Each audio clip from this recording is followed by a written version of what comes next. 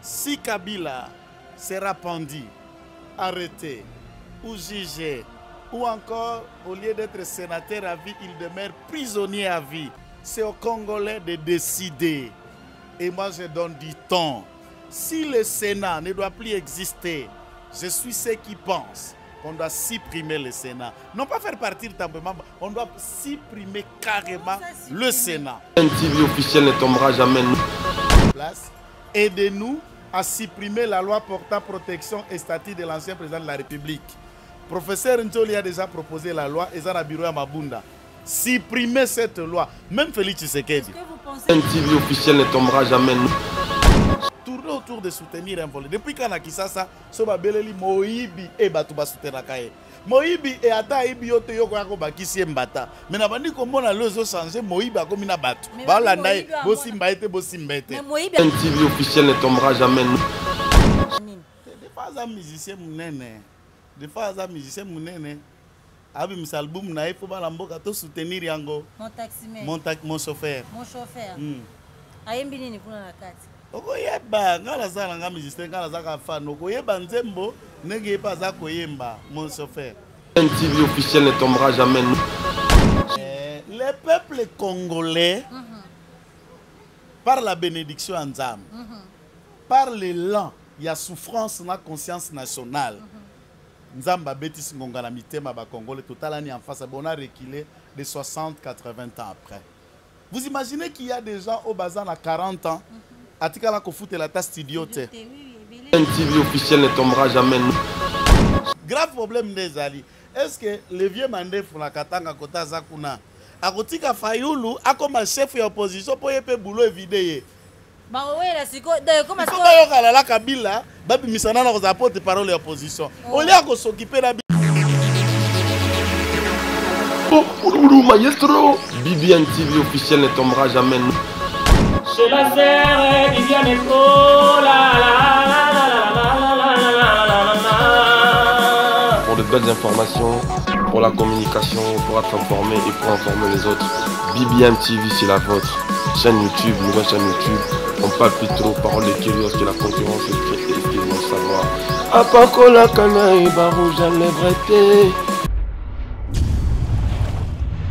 Salut chers amis internautes, bienvenue à vous sur Bibiam TV News.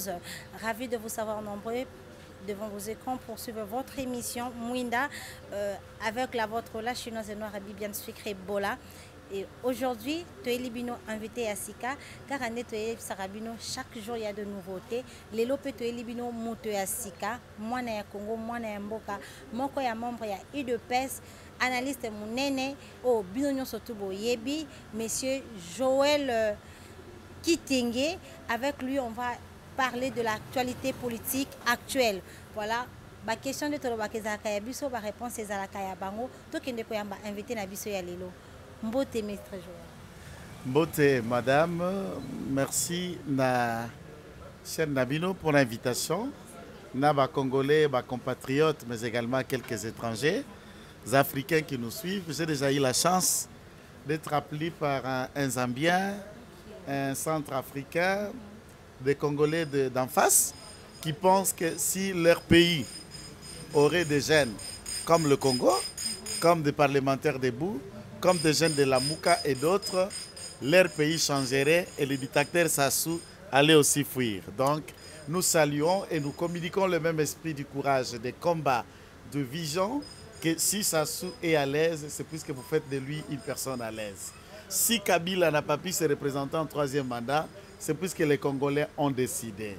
Si Mabunda et son bureau, l'FCC, a été enterré, ça fait quelques semaines, il nous reste l'enterrement de quelques membres du Sénat, c'est puisque les Congolais l'ont décidé. Si Kabila sera pendu, arrêté ou jugé, ou encore, au lieu d'être sénateur à vie, il demeure prisonnier à vie, c'est aux Congolais de décider. Et moi, je donne du temps. Si le Sénat ne doit plus exister, je suis ceux qui pensent qu'on doit supprimer le Sénat. Non pas faire partir simplement, on doit supprimer carrément le Sénat.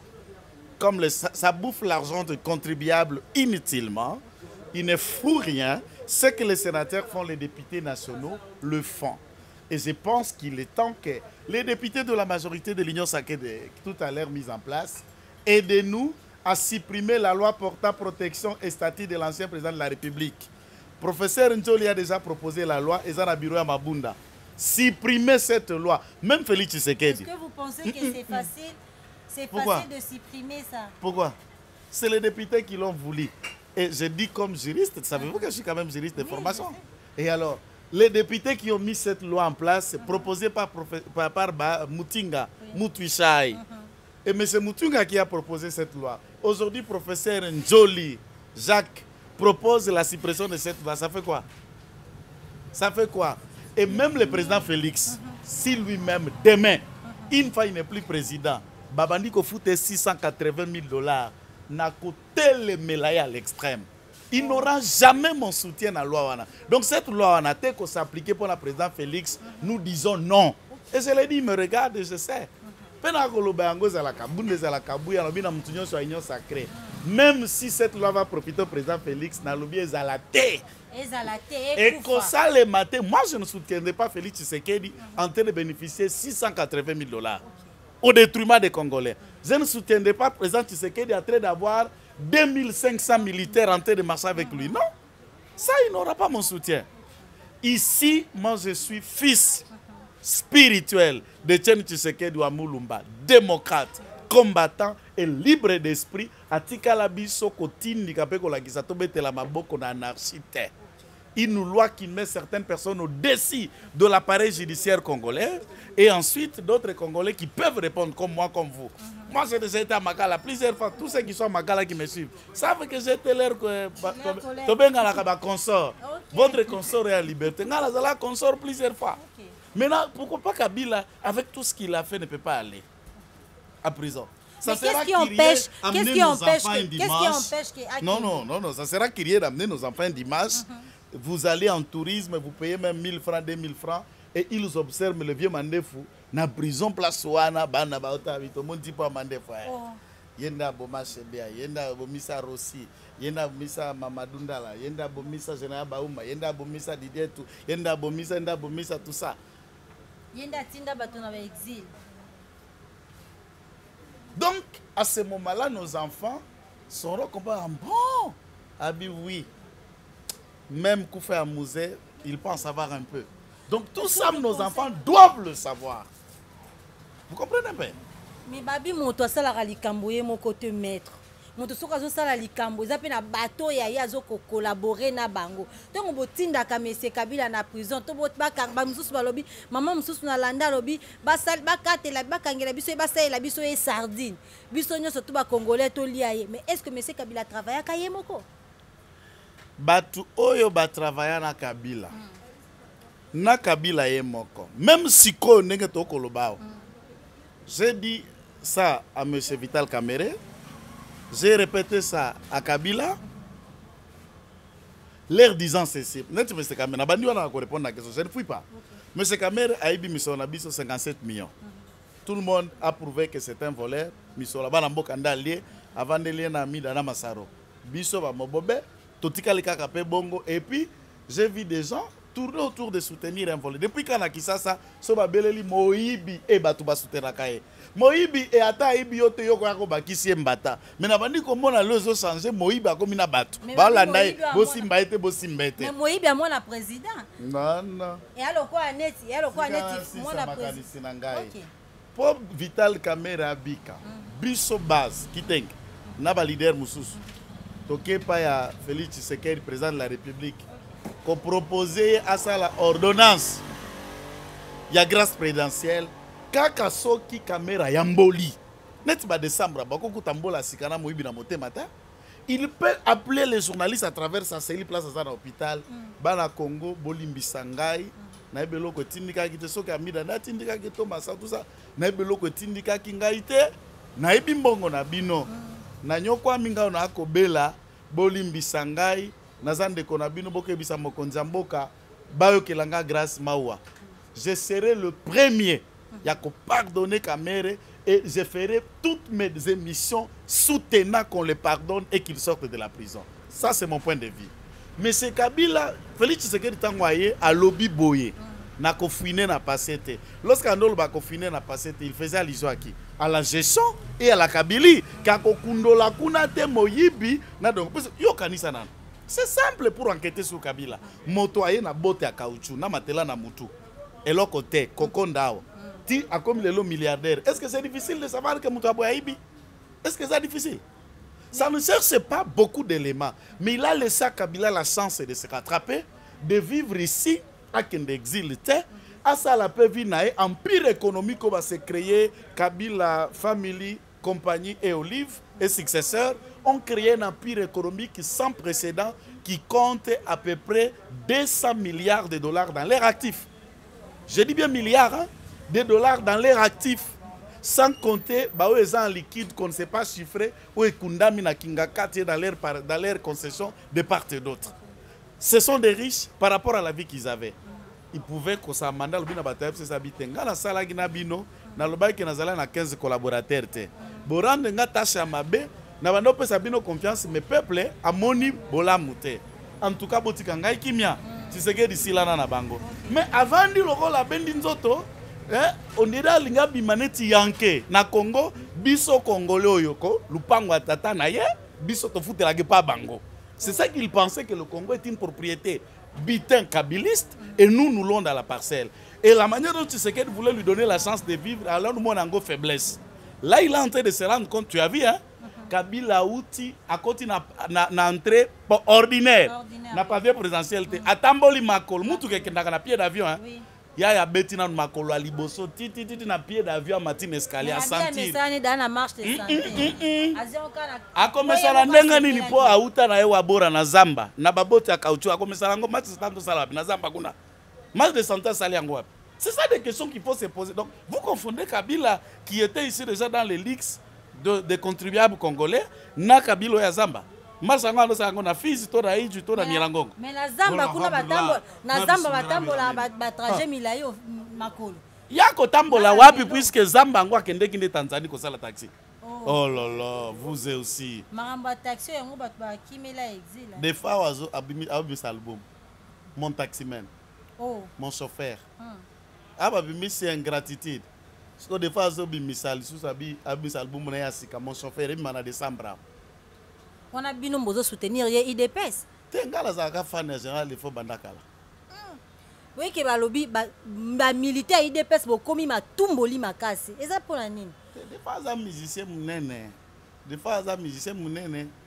Abi misalbum na il faut ba mboka to soutenir yango. Mon taximan. Mon chauffeur. Mon chauffeur. Ayembi nini pour la carte? Okoyeba ngala za nga musicien ngala zaka fan okoyeba nzembo nenge pa za koyemba mon chauffeur. Merci beaucoup, cher ami internaute, Maître Joël. Banamboka Balobi, est-ce que tout le monde a des décisions, il y a Janine Mabunda. Tout le monde qui a député, surtout voté pour na Akende. Janine Mabunda, bureau naie et quoi Akende. Mais banamboka bazoko mituna, est-ce que ba député wana basala ki yango pona ba injustice oyo ba kutana ki nango et pas madame Janine, to eza vraiment basali yango pona union sacrée?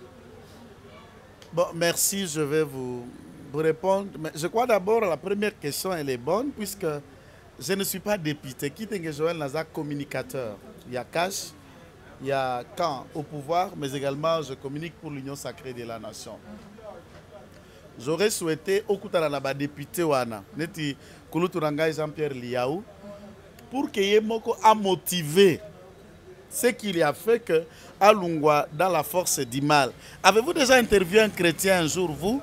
Un chrétien au azalaka mosumu ki oyebi alaki bendumba motona milanga motona diamba motona kili kuluna sko liloba mokonzi nzambe yeliye akomo sambela pa komi mokristo osi otuna ye nini salaka longwa kuna sango malamuti bokonzi ya Yesu Kristo aya na mpole alungwa na molili.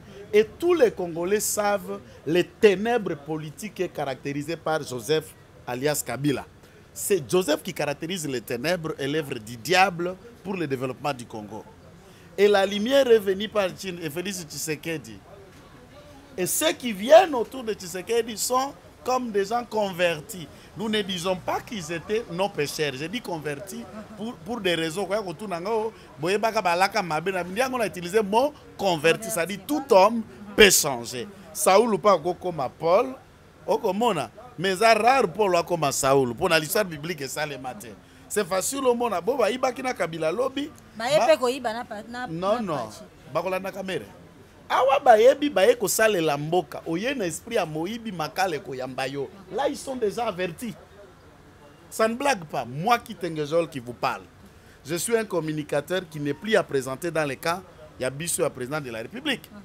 Même le président lui-même connaît qui est Tengejol. Ce n'est pas de l'orgueil. Hein. C'est pendant que j'ai été arrêté sous Félix Tshisekedi disait fais-moi à Makala. Pendant que Kamere est à Makala, moi aussi j'étais à Makala. Il n'a pas intervenu. Yaza bongote boyebi ete. Bozo ganga pa boyebi ngai na beti un mois. Yaza président de la République. Donc boyebi ete l'image au bozo pesawana, ce sont des gens que vous les découvrez à peine et beaucoup pese ba kombonyo so patel, lilingi ya pamba, potiche, ceci, tout ça. Et enfin tout le monde est en train de se rendre compte que azabino bo kanisawana te. Soko oza mastara ye, oza pire petit na lokola biso bo tetami atiki yo. Ozui nanu ya yo e boto ti pa kotalo na miso, asutenaka bêtise te. Et il n'est pas conflictuel. Donc les gens du FCC vous êtes avertis. Bon mais ça na Kabila lokola bossa ba ibaka 32 millions de dollars ya Snell ya Brazzaville, ba o mususu mbongo ba passeport zoé atindi yango mbongo ba aéroport na Tanganyika, zoé akenango là yekola ta français ko sala ta cours du soir. Mbongo ne sait pas à quoi il a fait. Donc, ce genre de manière à côté à l'oboko, na kese à l'État, ça ne va pas se faire. Awa lelo, yoka Félix Tshisekedi, différence à Ena Kabila. Coordonnateur et agence nationale de lutte contre la corruption. Tu as suivi dans la série Access Bank. Yo lelo ngana to ko une émission, batindi na parquet. Otali communiqué signé par le professeur Eberand. Abi baza ko éclairer pe ko enquêter en interne. Oyoka biloko n'est pas Kabila. Iba na yo mnokongui po yepe eza kwa moibina na okanganani. C'est ça la question que Kabila ne pouvait. Mais avec Félix ba déjà averti. Aux 8 postes. Yeba ko sale lango pour intérêt commun, pour intérêt public. Oye un esprit à moibi makale kotonda. En tout cas vungule ko yambayo. Là, il faut que les gens soient avertis. Aux à la magistrat, aux à l'avocat, aux à la cadre, aux à la PDG, aux à la ADG. Kimbembe Mazunga, là, gouverneur, à la PCA, na onatra. Abimata, à sentir, il y a eu na makala. DG à Transcolo, avant-hier, on est allé d'été financier, maintenant DG Bako. Vous vous rendez compte que c'est des choses automones, Tebano Kangaka, Petit Mokuluna, chauffeur Moroboye, receveur Boboye. Et il y a des sous makasi mingi. Système on est trop makasi. Mais bateau bakangami mingi te, eza ba magistrat. Ouais. Et babandi baba vire fort. Je ne cite pas les noms. J'en appelle tous les magistrats à la conscience, à la responsabilité pour permettre ya batike la batu et sika ya mosala et salema ndenge jise sengele salema. Donc ici je vous dis l'union sacrée nous ne craignons pas. Ce sont des Congolais volontiers, ba bangi di solution à parlementaire. Ba yé puisque ba lingi changement. Puisqu'imagine lobby, vous savez ce qui s'est passé?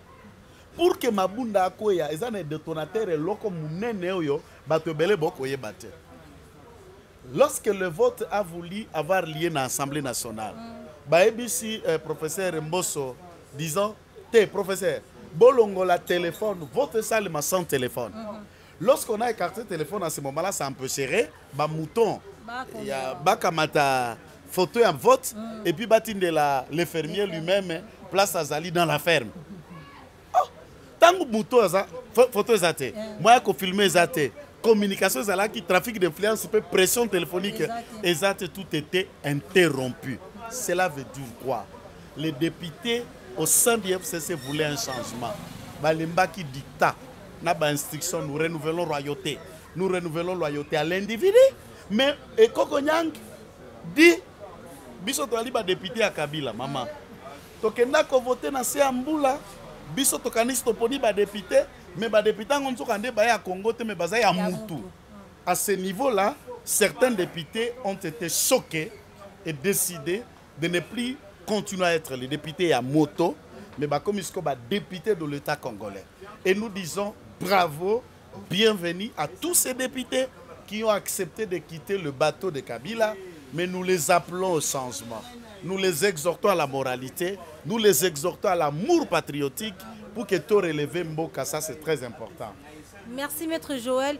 Maître Joël, est-ce que vous avez dit que lobby, to lobby okuna, to zonga sous la cage du départ, tout le monde a dit que l'Union sacrée est simbité, MLC, parce qu'il y a une Union sacrée, tout le monde a MLC, tout le monde a ensemble, il y a président Katumbi, tout le monde a Monsieur Babati, Nakati, vous avez dit que lobby peut simbaté.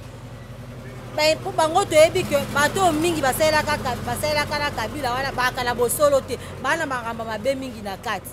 Est-ce que lobi bozo banga te que to zonga le sous na case du départ? Mama ngana za mo Kristo. Ngana sambelaka. Ngana ndimela mo konzinzambe. Na ndimelaka ko bongola mitema ba pagano pe bokonzi na likolo ke yaka. Donc vous devez faire confiance à nos compatriotes. Certes, bazalaki na Kabila, ils ont fait ce qu'ils ont fait. Il faut d'abord les accepter en tant que tels et les exhorter au changement. Ça, c'est un. Naza, optimiste, puisque les Congolais, conscience nationale et bandi komata. Puis te mboka na biso mama. Omoni, bato ba kolanda biso na poto mingi mingi, la plupart de vos abonnés sont à l'étranger. Soki botali, vi oe kolekata en Afrique du Sud, en Algérie, en Maroc. Même le Rwanda que nous insultons, pour ne parler que de ça. J'ai déjà été au Rwanda 6 fois. À Kigali. La vie qui est au Rwanda, infrastructure est en Rwanda. Vie où ils ont les canards Rwanda, t'emballage à Sacho et c'est un petit pays certes, mais il se développe. Si vous avez un Kinshasa, Kinshasa c'est un grand village, c'est une poubelle. Et il faut avoir honte d'être un leader quinois, non, le pays va mal. Jusqu'à quand nous allons nous vanter là, nous sommes avec Kabila, nous sommes avec Félix, nous sommes avec Bahati, nous sommes avec Mbemba, nous sommes avec Katumbi et nous vivons la misère la plus profonde au peuple Zakobikao. Tout est devenu luxe dans ce pays. Transport, problème. Maï, problème. 60 ans après, tous à l'université, mon côté na Congo, au Bakio présenté un chiquier africain, une université moko valable. Depuis l'époque coloniale, Mbala Liboso va changer baban, va changer couleur dans l'université à Kinshasa sous Félix Tshisekedi. Vous pouvez vous rendre compte, là où on forme des cadres, des députés, là où nous on a étudié, on a diplômé, mais on a vous imaginez ça? Et vous êtes professeur, autant que ça en Nikin, autant que ça en France, autant que ça en Belgique. Lorsque vous êtes dans l'auditoire belge, là où il y a Nikin, ce n'est pas un poulailler ça, ce n'est pas une porcherie que vous donnez cours ici dans l'université Moussous. Mais il y a honte. Ayez honte d'être congolais, ayez honte d'avoir servi un tel État. Non. Nous devons nous regarder en face. L'union sacrée n'a pas droit à l'échec. Si nous échouons, nous reculons de 60 ans. Le président Félix n'a plus droit à l'échec, même non seulement à l'échec, bah explication lui sous. Oh, FCC bloqué. Non, FCC est quoi ici? Nous sommes prêts à t'accompagner à Kokwesa Tambomamba, nous sommes prêts à t'accompagner à Kokwesa Gentini, nous sommes prêts à t'accompagner à Kokwesa chaque gouverneur. Tizoé, Timouej, Moutatamora Kotika Lazate. Mais toi, il faut Bongisamboka. Ça, c'est ça notre langage. Tu dois accompagner ni Gentini comme on a été, ni Godempoyo comme on a été, ni Tambomambo comme on a été. Ça, je les annonce et ils savent. Déjà, pour votre gouvernement, l'Assemblée provinciale à Kinshasa, 17 signatures sur 44 ont déjà signé. Ou 48 ont déjà signé sur le départ de Bye Bye Gentini. Kini Bosoto, c'est lui Gentini. Petit pétition, on va signer, on est commis maladie, tous les années. C'est le président Lobaka. Prétend congolais. Tu as eu un prétend arabe. Où est bouleversé Kadhafi, Tunisie, et quoi ça, Moubarak en Égypte. Maintenant, c'est le prétend congolais qui est en train de balayer la Kabylie dans ses racines. Et le déboulonnement est en marche. Chilombo volcan est debout. Panlandia, Bibiam TV, page télévision, Bozoyoka. Déboulonnement, donc déboulonnement au président à Lobaka, au Congolais à Lobaka qui est président Kokokate. Aujourd'hui, tu as comme comprendre, on a une pétition, on a comme bima, signature, les gens et le réseau comme sa population façon ba sénateur ba député ba comme déterminé papa eza qui cité est-ce que tout nana osali eloko moko na mbujima ito ndenge nini le peuple congolais par la bénédiction en Nzambe par l'élan il y a souffrance na conscience nationale Nzamba betisi ngonga na mitema ba Congolais totalani en face on a reculé de 60 80 ans après. Vous imaginez qu'il y a des gens au bazar à 40 ans atikala ko foute la ta studio te ni mwana ni liki et des filles au ba ko tula boko kende ko bengana molimo a célibat na ba église molimo a célibat zampiaka ndeko mbonango tout si votre fiancé a des moyens boko bengana te à une semaine il peut venir déposer la voiture il vous donne mais à kosala wapi akobalo ndenge nini et raccourci alors non il y a qu'à te synthétiseur et vous verrez nous avons des enfants bâtards partout dans les pays et qui grandissent dans les conditions impossibles puisque la pauvreté a créé un mode de social puisque les gens ne savent pas s'en sortir.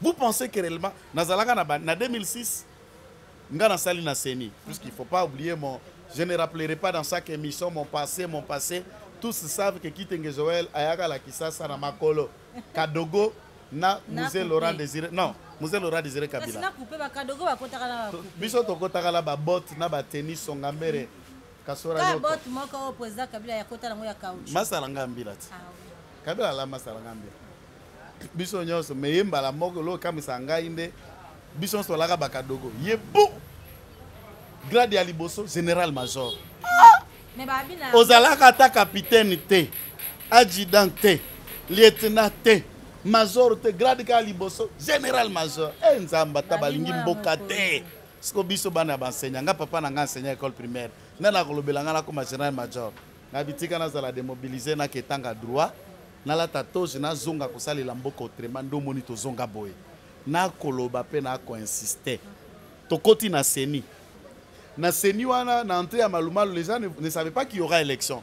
En tout cas, Tozala qui soutenait la communauté internationale d'accompagnement à la transition. Il y avait beaucoup d'argent. À la CENI, moi à l'époque, au début, on nous payait 1500 et j'ai atteint le salaire à $2000. Tous mes amis et mes camarades travaillaient à la CENI à 2006, puisque je crois que c'est en 2003, 2004, de Barossa, Claude, Nanga ont été recrutés par le recrutement à offre à PNID, où nous sommes entrés en grand nombre. Je le sais. Maman, ton lemba mariage. Chaque vendredi, samedi, donc, camarade Abalio, au coup de moutounio, ça sombi kamakar. Alors j'ai compris, batunio so ba prière nin. Nous rendons molimo à célibat comme on a mpiaka. Mpiaka.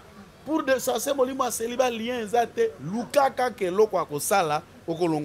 Donc ici, les Congolais politiques ont pris conscience de la malaise qui est profonde.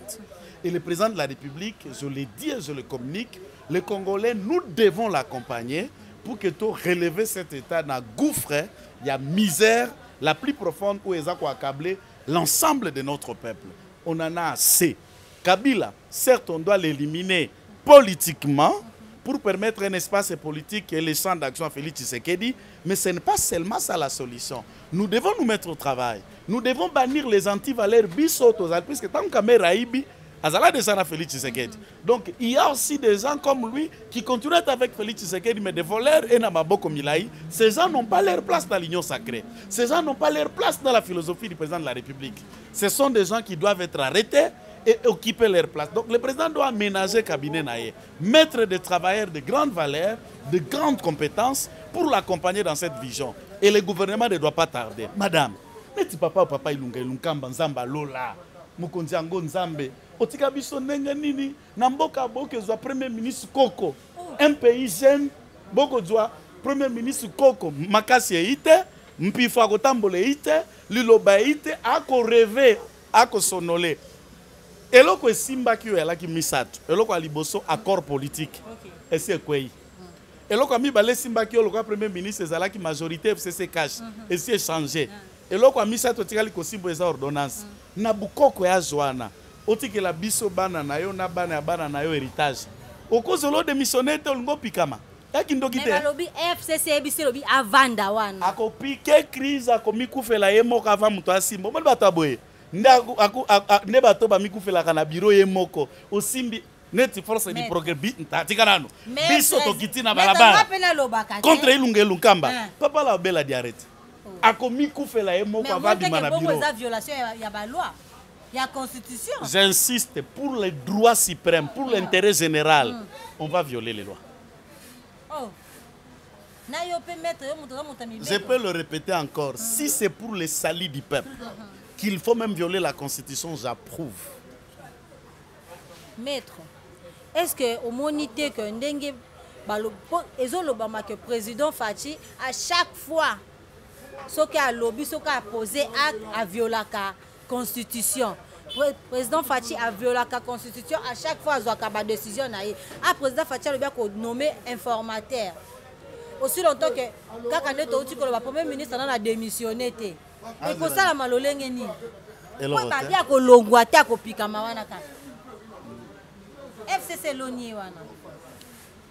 Alors, ici, il faut que vous disiez clair et net qu'il n'y a personne qui soutient Ilunga Ilunkamba.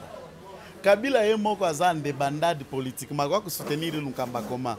Nemi wilanya oyoki na CAFCC bangwana ba ko bengane ba lobia lungwela bango. Ako soutenir Ilunkamba quand? Sadari yewana aussi un peu perdre bazo senga départ na ye. Na la ko soutenir Ilunga Ilunkamba. Mabunda yewana aye moko mambila mu contacter. Aibi kota ko tele melate na la ko soutenir Ilunga Ilunkamba. Na joana akoki ko résister contre quelle base? Ami Lingite Papa Ilunga Ilunkamba. L'article 78 de la Constitution dit ceci. Le président de la République nomme le Premier ministre au sein de la majorité parlementaire après la consultation de celle-ci et met fin à celui-ci, donc à son travail, lors de la présentation de la démission du gouvernement. Si cette majorité n'y est pas, alinéa 2, 3, le président nomme un informateur en vue d'une coalition, n'est-ce pas, dont le délai est de 30 jours renouvelable une seule fois. L'économie de cet article. Dans la Constitution, on n'a jamais parlé de la démission du Premier ministre. On parle de la démission du gouvernement, dont le Premier ministre engage. Or, le gouvernement n'est pas le Premier ministre, mais le Premier ministre est le chef du gouvernement. D'où le gouvernement, c'est l'ensemble de membres qui ont composé le gouvernement. D'où on ne parle pas de lui. Lui ne fait même pas débat puisque l'institution, c'est le gouvernement. Ilunga Ilunkamba n'a jamais été une institution. Ampepe Pamba. Il se fonde sur la loi, ne le protège pas. Mais la procédure. On revient.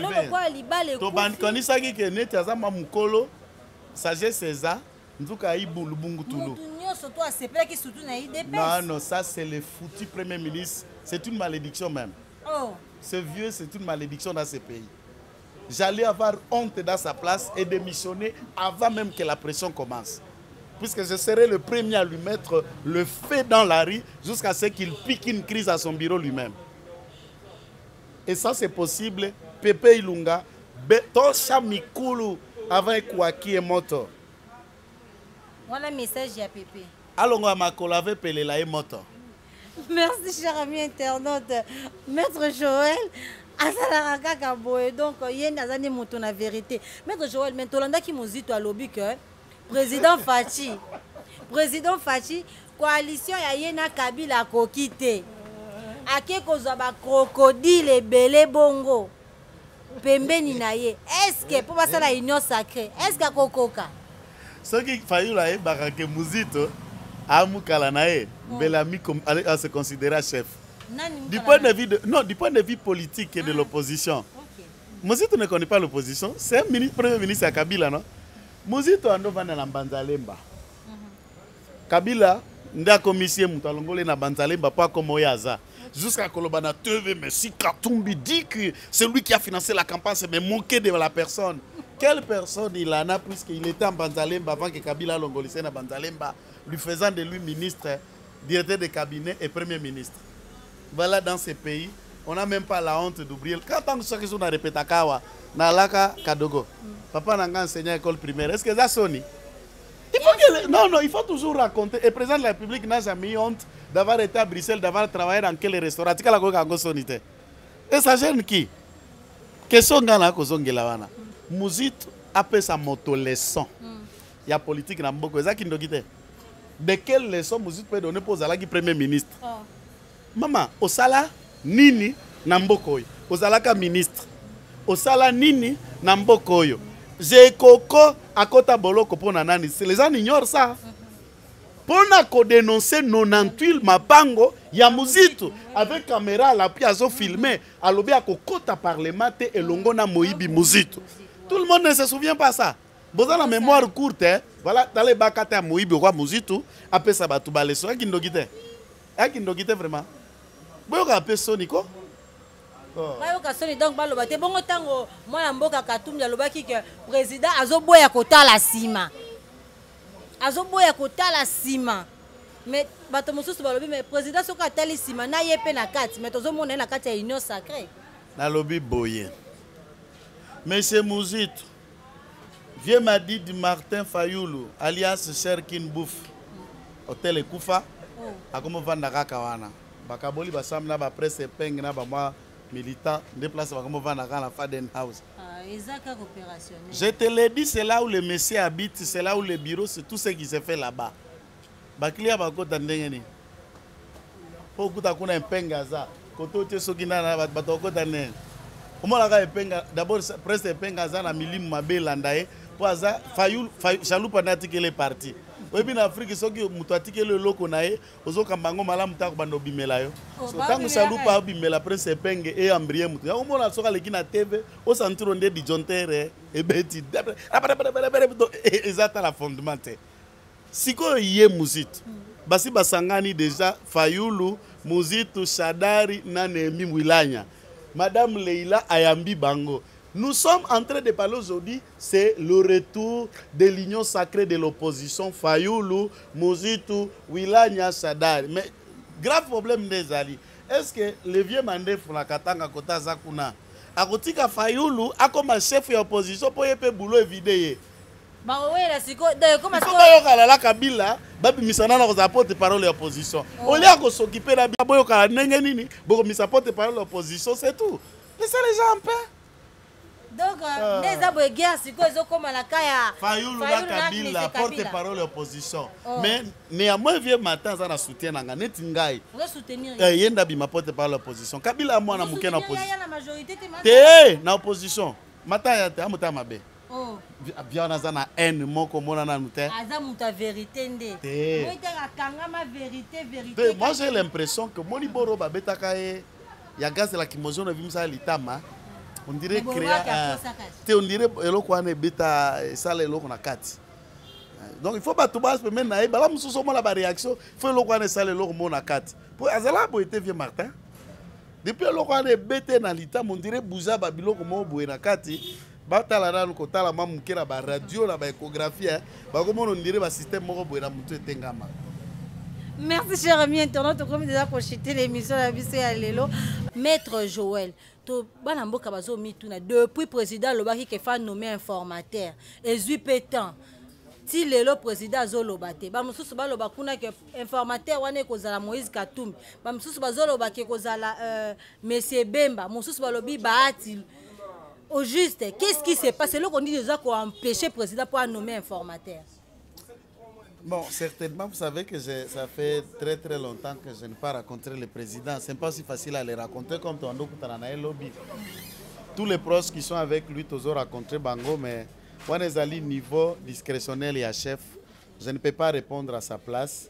Mais j'espère qu'il y a des pourparlers entre l'Union sacrée pour permettre de désigner très rapidement l'informateur. Et moi aussi, je profite de l'occasion pour demander au président de ne pas traîner, puisqu'il faut aller vite. Le peuple est impatient. Je crois, ceux qui sont informateurs à Zate, je peux faire un bon super informateur. Il se donne beaucoup de peine à aller chercher ailleurs. Mais tu quittes Joël. Je peux faire un très bon super informateur. Qu'est-ce que l'informateur? Quand on identifie la majorité et que ça les rapports que la majorité bangoye. Je suis quand même avocat juriste de formation politique.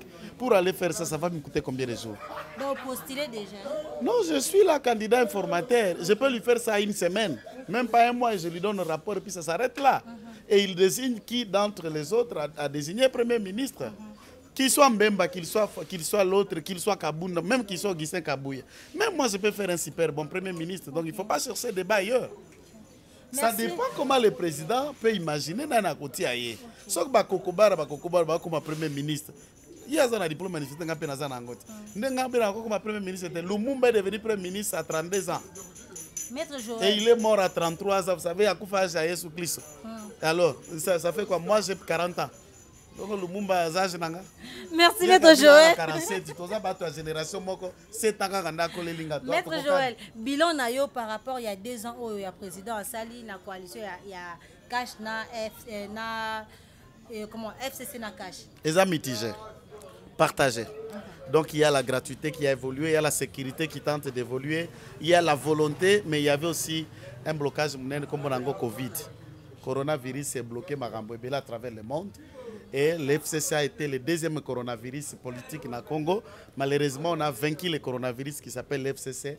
Et ceux qui ont été soignés de cette maladie coronavirus ont rejoint l'Union sacrée de la nation avec l'antidote Fachi, volcan.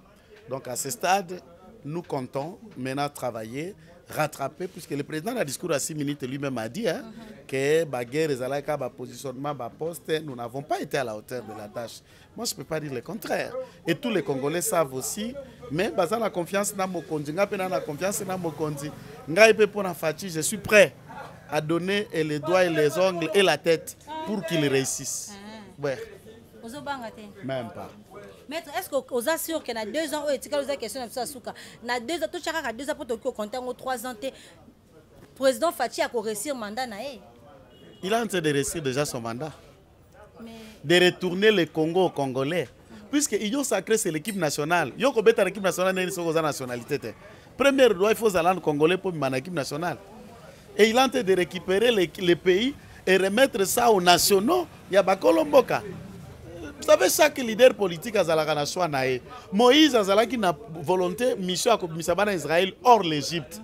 Même si Moïse je t'envoie, faites monter mon peuple hors l'Égypte. Tant que l'Égypte, il fallait que mission quitte. Donc le président de la République a un mandat donné par Dieu et il est en train de le réaliser. Il est en train de détrôner la force du mal. Il est en train de délivrer les pays. Il a présenté les pays devant Dieu, dans le stade des martyrs. Il est en train de récupérer les pays devant les prédateurs, retournant aux Congolais. Il est en train de décider avec les Congolais. Qu'est-ce que vous voulez? Même le social, la gratuité. Et là, il doit travailler encore pour consolider encore. Mais il est en train de réussir et je suis sûr qu'il va réussir dans les 2 ans qui suivent. Merci Maître Joël. Chers amis internautes, c'était bien Maître Joël Kitenge, un grand analyste de l'habillé.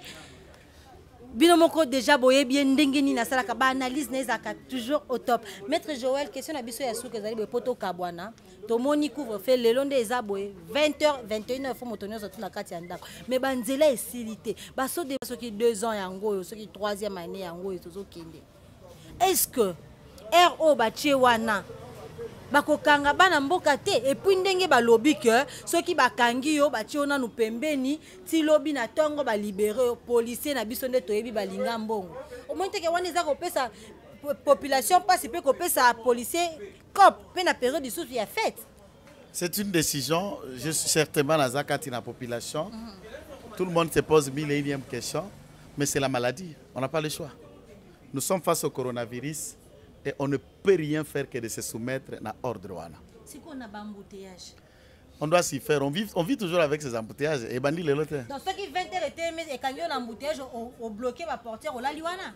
On doit continuer. La police doit savoir que Moutouana a Kozonganda et on doit l'accompagner. Il y a une police militaire PM. Et tambola bango pe bakanga ba police ba ko buka mibeko po bango ekomisa kango ba ko komisa ngo shida ba tetami. Pour permettre au contrôle et ça les mandingues sengeli. Merci beaucoup. Un mot de la fin. Tous ceux qui peuvent nous contacter dans les numéros plus 243 99 119 34 33 plus 243 99 119 34 33 et mon mot de la fin. Merci pour l'invitation et l'émission que nous avons passée ensemble avec vous. Moi de vous remercier parce que vous m'avez accordé votre temps qui est précieux. Je sais que vous avez d'autres engagements, autre chose à faire, mais vous m'avez accordé ce temps. Ça me va droit au cœur. En tout cas, un grand merci. Ouais, chers amis internautes, comme il a souka émission la biso, et là qui n'a maître Joël Kitingue. Donc, Nassir et Sepeli Sibino, mettez vos commentaires. Ceux qui émission Sepeli Sibino, bochaba commentaire Nabino. Donc, vous s'abonner massivement dans notre chaîne. Et surtout, je dis un grand merci à tous les abonnés de Bibiam TV, Pache TV. Abonnez-vous massivement, vous partagez vidéo. Je dis un grand merci à son éminence Dixon depuis Chine. Pourquoi pas à toi, Chadrel Foro, à tous mes amis. Je vois John Keter, un grand merci à toi. Un grand merci à Nabino, ma grande famille, la famille Bola. À nous revoir à la prochaine. Bye.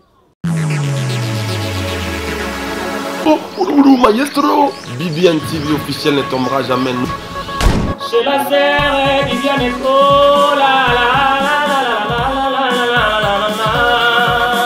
Pour de belles informations, pour la communication, pour être informé et pour informer les autres, BBM TV c'est la vôtre.